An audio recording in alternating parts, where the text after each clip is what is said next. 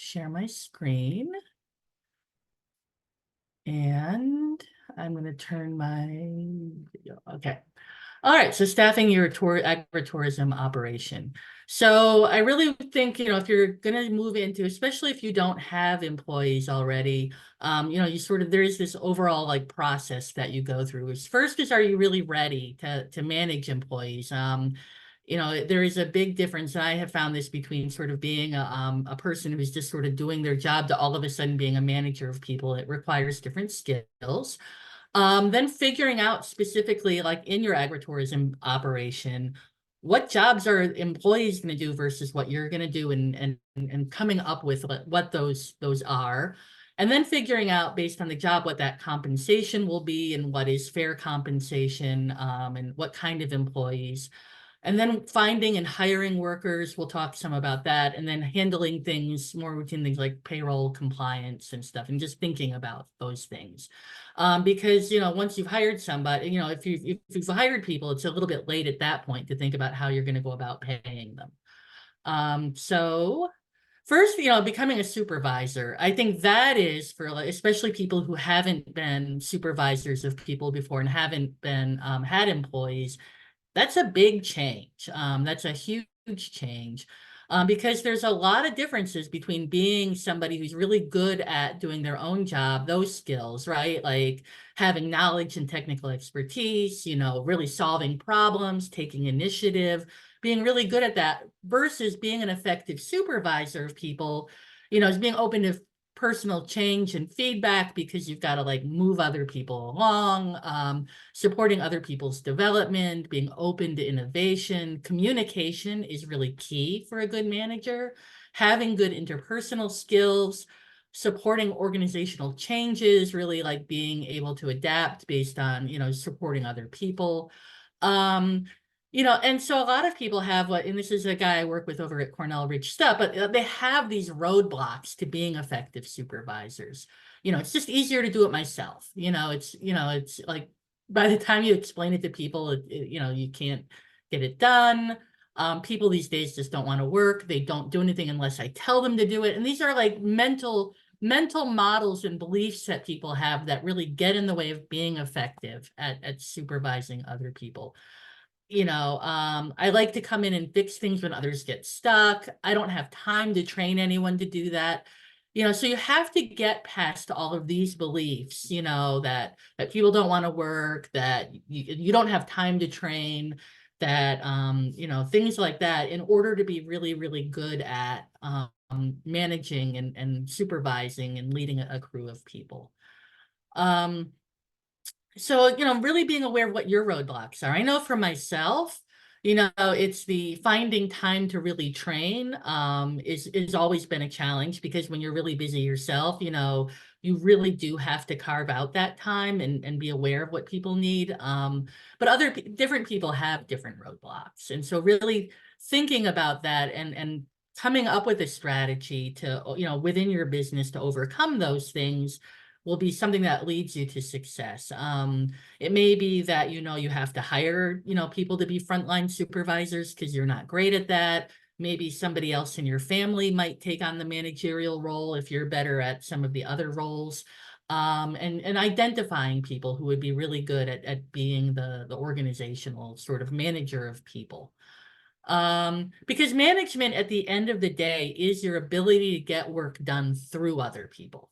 Right. And so, the more you can lead, devote time to like leading, building up skills, sort of creating an environment where people can be successful, the more that other people can do the work and expand really your capacity to get things done. So that's, so really sort of embracing that and believing that, I think, is the first step to being really effective at actually utilizing employees in your business. So the first thing, and this is I think an issue that a lot of small businesses I've had, small farms I have that I work with, is really like carving out what the jobs are that your employees are going to do versus what you're going to do, and sort of putting a box around those jobs and understanding what they are. Because you want to really think about like how much more value will the employee add to your business. When you're starting out, you want to think about like, You want to make sure you've got enough work to justify the expense of hiring an employee. You want to make sure you have enough revenue coming in to pay that employee. So you want to have jobs that, given the amount of resources you have, are appropriate to what you can compensate and give you enough value to justify bringing those people in. Having clear job descriptions then will help you establish those pay rates. It's like, okay, if I'm going to have a person like take on, a lot of managerial responsibilities, sort of like lead customer service, that's a higher level of skill and it's going to require a higher level of compensation than somebody to like run the cash register or, sort of guide people through a corn maze or something like that. So you really, the clearer the job description is, the better you can make sure you've got the funding or can come up with the funding to support that position. And then having those clear job descriptions are going to make everything else sort of going down the line a little bit easier, right? Hiring will be easier because you know what you're looking for. Onboarding, sort of training and bringing those people on will be easier because you know what skills you need to give them. And they will have a better sense coming in what they're expected to do. So that figuring out the job description part, I think, is really a very important, and what those different jobs are is a very important first step that sometimes, maybe isn't thought through enough. After you've done that, I want to also make really clear that many agritourism jobs, even though they take place on farms, are not farm work. And so especially if you are an active farm right now and you have farm workers on your farm and farm employees, and you're moving for the first time into agritourism, depending on what you're having people do, but in many cases, these are going to be jobs that don't have a lot of the exemptions that farm jobs have. So those overtime exemptions, may no longer, you'll probably have to pay overtime after 40 hours for a lot of agritourism jobs. Some youth employment exemptions, as far as youth being able to use certain equipment and stuff, may not be applicable to an agritourism job. And so just being aware that, some of those things that you take for granted in agriculture that are legal may not be legal in a non-agricultural production job. And especially because a lot of agritourism, especially seasonal agritourism businesses, hire people who are school age, 17 and younger. It's really important to be aware of the laws that govern youth employment. There's a really good resource from the state of New York called Laws Governing the Employment of Minors, so it's pretty aptly named. And it really describes about like what if you're gonna hire, like 14-year-olds or 15-year-olds or 16-year-olds, what kind of documentation they need, what kind of hours they can work, what kind of jobs they can do. So for example, youth on a, in an agritourism business, they're not, you should not have them driving the tractor that pulls a hay wagon filled with agritourism customers. Even if they've gone through tractor safety and they can operate a tractor on the farm, to do plowing and stuff, that's a different job than pulling a hay wagon full of people. And they would be very unlikely to be able to do that job legally. So things like that, I think it's really important to understand those things. The other thing is in New York, you really have to think through your budget very carefully about what you can afford. So when you're really thinking about what you're going to pay people, there's the hourly wage and maybe overtime, right? Like you have to be very careful of managing that. But you also have to pay Social Security, Medicare, paid sick leave. If you're an employer with more than 4 employees or more than $1 million in revenue, unemployment insurance, workers' compensation, maybe uniform and tools, and really like thinking through that employment budget to get a sense of like what you can afford and how you're going to manage some of those costs, I think is really important. So then the question is, okay, so you figured out the budget, you kind of know what the jobs are, where are you going to find people? That is always the $64 question. So there's local workers, youth and adults, and I'm going to go a little bit more into some tips for finding local people. And then there's like non-local temporary employees, college students from out of the area. Um, I'm not as familiar with this visa program. I tend to work more with H-2A, which would not be applicable to agritourism. But J-1 visas, those are like foreign student summer employment. You see that a lot in tourism businesses. I see that, for seasonal summer help. This is where a foreign student can get a visa to come and work legally in the US over the summer to get the experience of like, understanding American culture and stuff like that. The thing is if you're going to try to bring in non-local temporary employees, one of the key issues is going to be the housing, right? Like you have to think about where you're going to house people, because if they're coming in from out of the area, especially in a either a rural community or in a tourist economy, housing could be very expensive and could be a concern. And then the other thing is like, how attractive is this place going to be, or this kind of a job going to be in my budget, in order to justify bringing, trying to attract people from outside. I mostly just wanted to make you aware, especially with the J-1 visas, that is, if you really have, like you need, workers and you're in an area where you don't have a large local economy of people who might be, have skills in the service industry and stuff.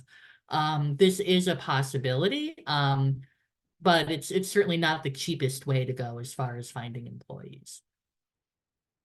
Um, it's because you have to think about the skills that you need. Once again, the skills you need for an agritourism venture are going to be very different than the skills you need for production agriculture, right? Like you need people who can interface with the public, serve people. You need people who can sort of sell stuff or influence people to buy things or to take on things. You need people who are observant, they can notice what's going on and sort of adapt to that, because when you're dealing with the public, you're dealing with a constantly shifting sort of sense of priorities. People who can establish and maintain relationships, that, with either their coworkers, because they're often working as a team, and with others, and maintain them, and can make decisions and solve problems, like, because there's a lot more sort of quick uncertainty when you have the public there, and you want people who can, know how to solve a problem, be able to react appropriately when something sort of unexpected happens, because the stakes are a lot higher if, your customers have a bad experience, because you have people with poor decision and problem solving capacity sort of on your team.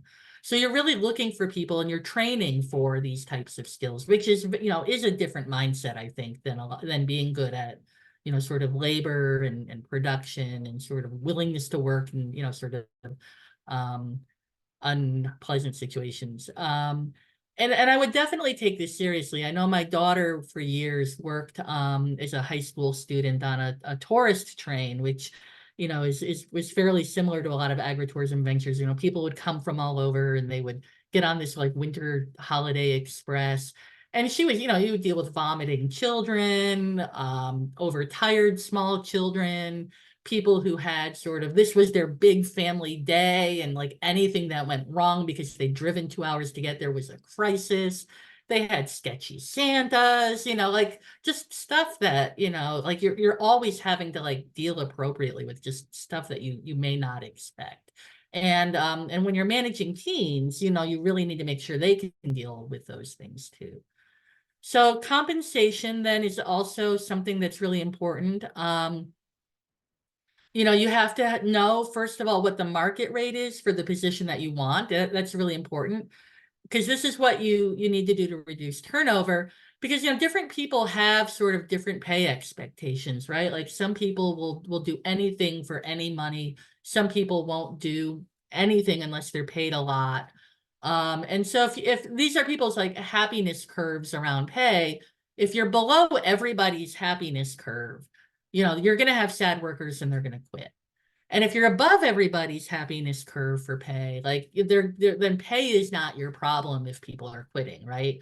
But a lot of jobs are sort of in here, right? Like, some, they're maybe okay, or, for some people they're okay, and for other people they're not okay. So really understanding really what people's expectations are and what that baseline is, I think is really important, because if you're really underpaying people, you're going to have a lot of turnover. And in a business where you want, people who can respond appropriately and can put their best foot forward, too much turnover just sort of leads to chaos, and chaos leads to poor reviews, and poor reviews is the sort of, very harmful in a agritourism environment. But compensation, and this is actually one resource I think that's really helpful, is this onetonline.org. It's Onet, ONET online, and you can put in different jobs and see what the sort of average high and low wages are. So I put in entertainers and performers, because some agritourism, you expect people to really sort of provide almost entertainment, whereas, or retail salespeople would sort of be the other thing. And so for the entertainers and performers, you're looking at an average wage, a median wage of $20 an hour. And in New York, it wouldn't go below 15 or 16, because that's our minimum wage, up to $48 an hour, depending on, the level, and, and sort of you need people to have. And then retail wages, a lot of agritourism, the kind of jobs you hire people for are more sort of retail salespeople. That's, the average in New York is almost $17 an hour, up to 28. So you can see there's not quite as broad a range in that sort of retail space. And then in the US, it's lower, but their minimum wage is also lower. But the other thing is pay and benefits are important, and that's to attract employees, and certainly keep too much turnover. You need a fair wage, but to keep employees, you need a quality workplace, right? You need good management. They say the number one reason why people quit a job is because their management isn't good. It's disorganized. People feel like they're treated unfairly. It's chaotic. They need a safe environment. If people don't feel safe at work, they're not going to stay, or their parents won't let them stay. Conflict is managed. Conflict is a major reason why people leave a job. And in a stressful environment, which towards sort of things that deal with the customers can be. And when you have large groups of workers, you're more likely to have conflict. So you need to have processes to manage that, where people feel respected. Good work is recognized. And then I think in a lot of these sort of service-oriented jobs, people, who are interested in doing these types of job are often looking for flexibility or work-life balance. You're getting people who maybe like have, they only want a part-time job. They're either in school or they do other activities. They only want to work weekends. And so that's something that, being able to accommodate that sort of flexibility with your scheduling processes and stuff could be a way of keeping people working for you. And then opportunities for growth, like being able to take on more responsibility, to see that, you can move maybe into a managerial role or a leadership role, is something that will attract some people, but it may not be quite as important for, especially people who are more seasonal summer employees. I want to touch on this because a lot of times, you see people talk about all of these different types of employees, your hourly employees, your salaried, contractors, paid volunteers, apprentices, and volunteers.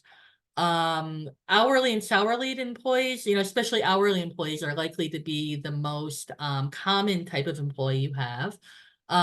So, and then the Fair Labor Standards Act is the law that covers these types of employees. Federal minimum wage is $7.25 an hour. You're not going to get anybody for that. New York State, it's $16 an hour, 17 if you're in New York City, Long Island, or Westchester. And if you, H2A workers, right now the AWAR is $17.80 an hour. So if you have, if you happen to have a situation where H2A workers are doing overlapping jobs, and this is most likely going to be in a situation where you've got people working your agritourism side of the business and also your production side of the business. So you've got employees that are doing both.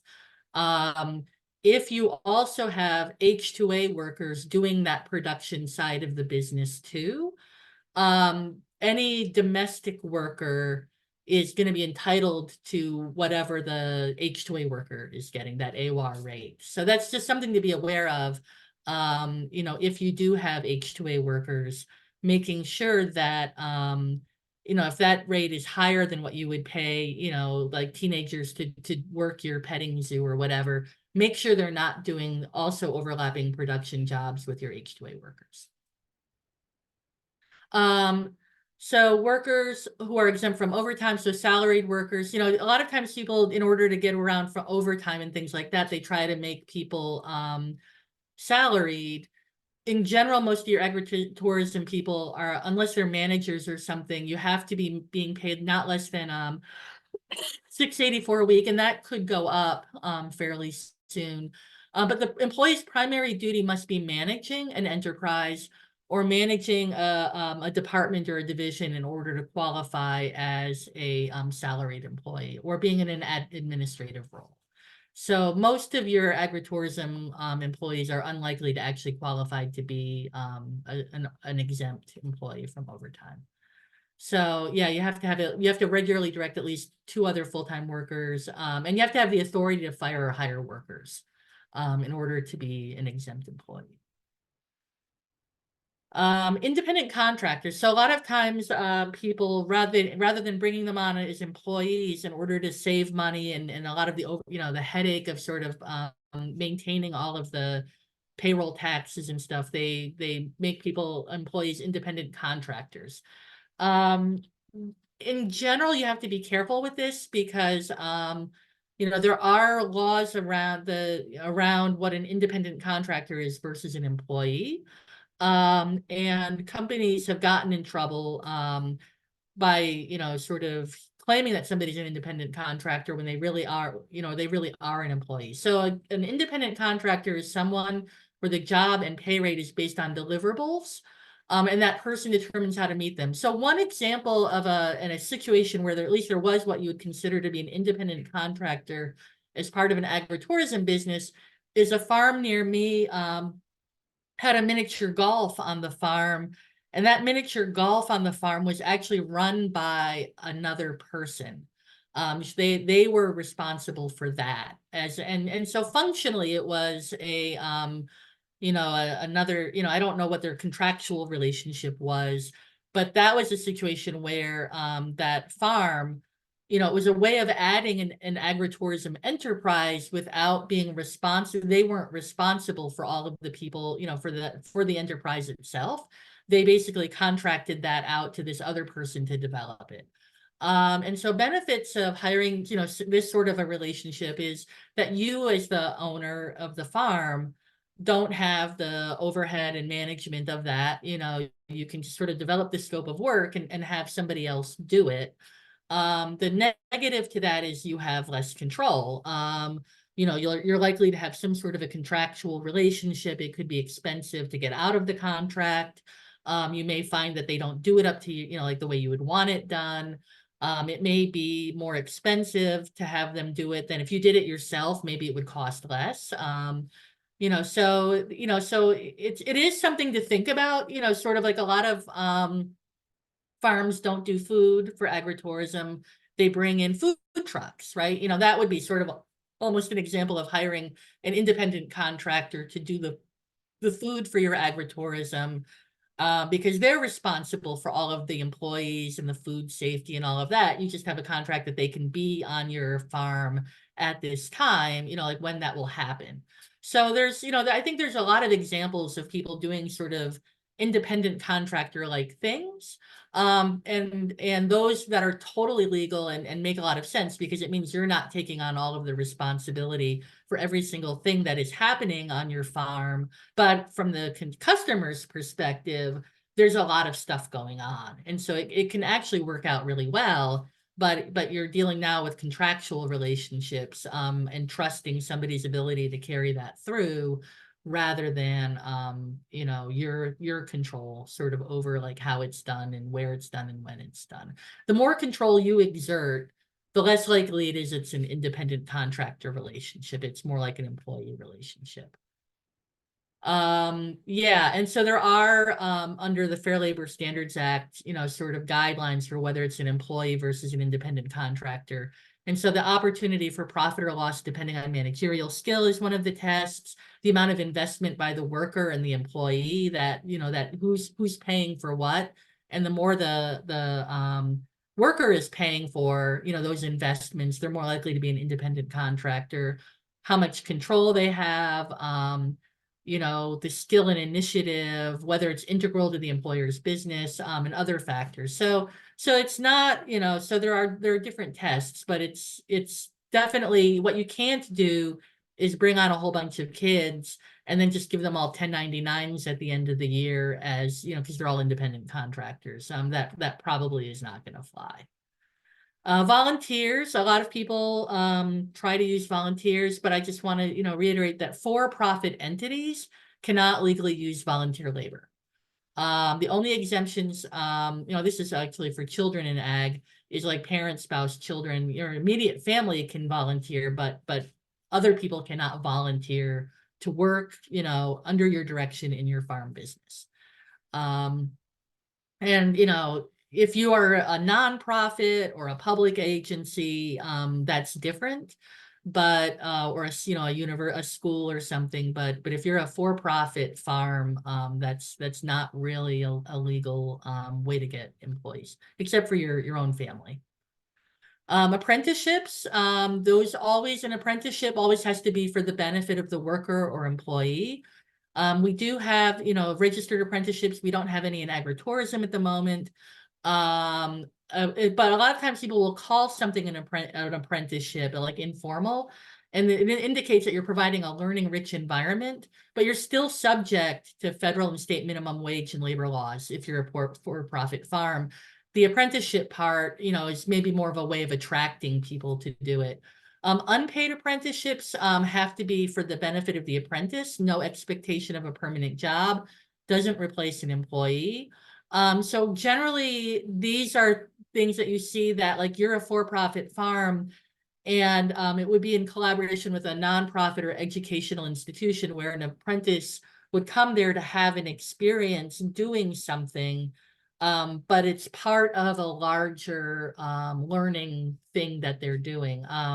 So sometimes, businesses might have like apprentices, but they are apprentices coming from maybe a community college or a some type of a learning program, and they're there to learn how to do something. Maybe it's how to do customer service or how to do that, and they're really only there long enough to learn that skill and have that experience. It's an experience. Unpaid apprenticeships should definitely be educational, experiential learning that's part of an educational sort of some site type of learning, sort of larger learning program. So local employees, where to find them, and I have to give credit to, like, these are things I've heard from farms over the years. Road signs. One suggestion that farm pick and patch in our area had was sending email blasts out to their most loyal customers, looking for that they're hiring. They said that their best workers are people that used to come or that come to their business and really love it. Social media, and they also said they made a video with this kid talking about working on the farm. It was a very cute video, and that TikTok video got them a whole bunch of people who applied for the job. It built a lot of awareness. So using things like TikTok and social media really cleverly to sort of, have, especially if you hire a lot of teens or college students or young people, as a way for that, like, to really highlight like what a great place yours is to work. A referral award for current employees, online sites, local high schools. And one clever idea I also heard from another farm is every year they have the local schools, or maybe it's every quarter, nominate a kid for a good apple award, they call it. That's why I have the apple there. And so they get a certificate, and I think maybe like a little gift certificate to the farm or something. But they said that those kids are often like it also gives them a database of kids from the school who they can reach out to work there. They're like, well, because the school is basically telling them who, like, who are kids that are that either stand out for their citizenship or, behavior or work ethic or whatever. And that's been really as a way of building a connection between their farm and the local school. That's built an ongoing relationship that allows them, sort of to recruit really good kids to work in their business. And so that's something that they've tried, and it seemed fairly innovative. Um, the other thing, and I have to also credit Pick and Pack for this. If you're doing interviews, so you've recruited people. They said that they found that rather than interviewing kids one-on-one, if you're bringing on like a whole core cohort of people, because you're really a seasonal business, and so you're hiring at the beginning of the season large numbers of people. They said they found 90-minute group interviews to be way more effective than those sort of like 10-minute one-on-one interviews. They said it was a way of, sort of, they could spend longer with the kids. They could sort of see them interact with each other. They could have the kids got to be on the farm longer. And so they had a better sense of the job. And so their process was to start with icebreakers, things like personality quizzes, name tags of pictures. So the kids, sort of broke down, then do some team building activities. One suggestion they had was to have people line up in birthday order without talking. They could see like who was a leader, who like could follow directions, skills act. Then they had different stations of skills activities, a cash register, making change, working the different attractions, customer service activities. And then they did a round robin with interview questions. And the way they handled it is they had the kids sit in a circle and they had questions taped under the chair. And the kid would just like whatever question was under their chair was the question they had to answer. But this was, especially when you think about sort of a way of sort of interviewing and seeing in that work environment a whole bunch of people at once. I thought this was a really clever way and effective way to handle sort of bringing on large cohorts of young people to begin, or anybody really at the beginning of the season. They said, for a higher level adult jobs, one-on-one interviews that were longer made sense. But when you're bringing on like a whole just large group of seasonal workers, this was really an effective way and time efficient way to handle it. Orientation and training, I can't really stress how important this is. You want to make sure you're training people on all of the attractions. You're having new employees sample what they sell so that they can answer questions, pairing new people with trained veterans. And one of the things is often, it's a very common practice where you assign somebody to somebody who's been there.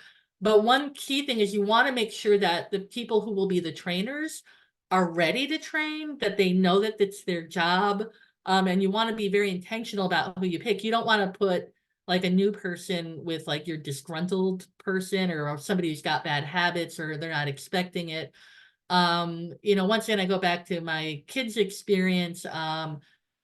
She went to go work for a small sort of agritourism place in our area and was partnered up with somebody who turns out had only been there like 2 weeks longer than her. And that person was not trained to be a trainer. And so stuck my daughter on the cash register right when they got slammed by a large number of people. And it was a disaster. Like my daughter didn't know how to like work the register. She didn't really know what all the products were. And she, came back in tears. She didn't really want to go back there the next day because, people had gotten so angry.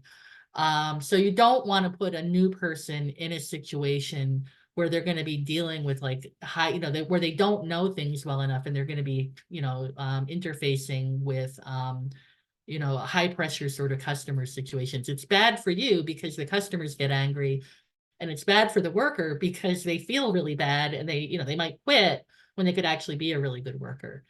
One thing that one of the farms did that I thought was really clever also is they had, before they had their formal opening for this season, they had a real life training with customers, and I put that in quotes, that where the kids that were going to be working came and they worked like they were working, but the customers were there sort of giving suggestions and feedback, and knew that this was like, sort of the soft opening, if you will. So it was an opening prior to the opening, and that way the kids had the experience, or the new hires had the experience of like what it would be like to have people there, what they needed to do to serve them, and to give them a good experience, but with a friendly audience that, was willing to help, rather than just, whoever happened to show up that day. And she said that helped to sort of get rid of a lot of the kinks, and get people more prepared without sort of damaging their relationship if things sort of went sideways. The other thing is, you've got to think about, especially if you're going to be the kind of agritourism operation that has lots of different people working different shifts and schedules, is how are you going to track all of that? Three that were recommended to us were home base, when I work, and 7 shifts. And these all, you can add, for employees. Onboarding, so that whole, like, does it take care of all of the I-9s and the paperwork you need to fill out? Can you do that all like through the, get the all of the stuff you need? Some of these I know, with onboarding, like they could upload all like their, all of the documents they needed, all of the sign-offs they needed if they were underage, could all be done sort of electronically. You can do like scheduling through this app, which, most of your workers, or a lot of your workers, are going to be part-time and working different shifts. They had online time clocks, so you could give feedback during a shift. That could be helpful, like if a manager, like something went wrong, or there's something people should be aware of.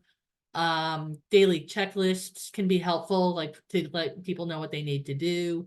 Um, and some have messaging also, whether that's important or not. But any of these, I think, can be really helpful as far as sort of knowing where people are going to be, or who's going to be when. And I think probably are definitely, as you start getting lots more, more than 1 or 2 workers really can start to pay for themselves, as far as just, sort of being able to manage when people are there, and being able to track employees. The last thing I really want to touch on is that New York State has very specific requirements as far as paying people and hiring people. The first is, and I forgot to have a slide for this, in New York, there's a new law that if you're advertising a job, you have to post what the salary is for that job, or a reasonable salary range. And so if you're about to advertise for agritourism workers for the upcoming season, that needs to be included in any, sort of advertising of that job. The other thing in New York is this notice of pay rate. When you hire people, you need to give written notice to them when they're hired of their wage rate, the rate of pay, how they'll be paid, whether it's by the hour, by the day, by the week. Usually it'll be by the hour, what their payday is, the official name of your business and other names used for the business, the address and phone number of the main office, and if there's anything taken out, like, as part of the minimum wage, whether it's tips, meal lodgings, any sort of deductions. So that, so if they have to buy their own t-shirt like that, if that's taken out, you would, or if you charge them for meals, or if they get free meals, like what they're allowed for, that would be included. And so that has to be done for every new employee that you hire. You need to provide them with this. And then New York also has requirements that if you pay people, you have to provide them a pay stub. And that pay stub has to have very specific information also. It has to include your name and address, the employee name, the dates that are covered by the payment, the basis of the payment, the rate they're paid, the hours worked, allowance or credits, gross wages, net wages. And so even if you're paying in cash, you still have to provide a pay stub. And so that is just something to be aware of. That's something that Department of Labor will be looking for too. And then payroll records, if you hire people, you have to keep payroll records that show for each week that they worked. You know, what kind of the same thing that would be on the pay stub, the total hours they worked each day, the total hours they worked each week, the rate of pay, you know, gross wages, any deductions, and their net wages. And if they worked overtime, that you also have to say the number, you know, you have to also say the number of overtime hours worked and the overtime rates of pay. And you have to maintain these records, I think, in New York for 6 years. And this is, you know, so if you're ever investigated by DOL, you would need to be able to like to produce these records for your employees. So with that, I think I'll for the last 15 minutes or so, I'll turn it over to questions.